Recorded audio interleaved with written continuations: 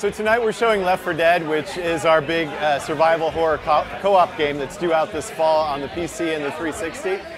We're showing the Survivor campaign mode here tonight, which focuses on the 4 human survivors of the infection that's turned everybody into mutant zombies. There'll also be a deathmatch mode that allows players to play as both the survivors and as the boss infected. Right now we're working on a lot of sort of the performance, game testing and tuning, and really sort of in that last phase of polish, trying to get the game ready for release.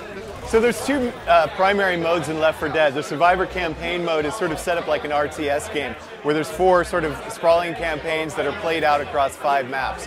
That can be played 1 to 4 players as one of the survivors, and you can set it up on the internet, starting with just yourself and bots, and human players can jump in as the game progresses. Meanwhile, on the deathmatch mode, folks can play any map that's included in the game and set it up as 1 to 4 survivors on the human side with bots filling that side, and then contrastly on the boss zombie side, folks can take possession or take control of one of those boss infected. What's unique about that is that usually in most deathmatch modes, you're basically playing 2 teams that are identical in terms of their weaponry and their abilities. But in Left 4 Dead's deathmatch mode, the boss infected have no weapons at all. All they have is sort of these super mutant abilities. So for example, the Boomer is this big guy with a belly full of gas that acts as a human grenade. The Smoker has this 50-foot tongue that can grab and lasso people. And the ultimate objective on the boss infected side is to really just be very disruptive and try to stop the survivors from making it to their completion point. We've shown so far the hospital mission and the farm campaign.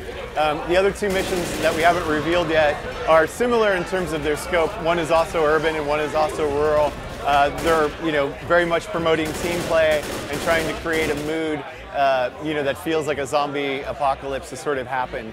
And beyond that, they're pretty similar in terms of their scope. They'll be later on in the game in the campaign, so they'll have an increased level of difficulty, and will probably play a little bit longer than the earlier campaigns that come in the game.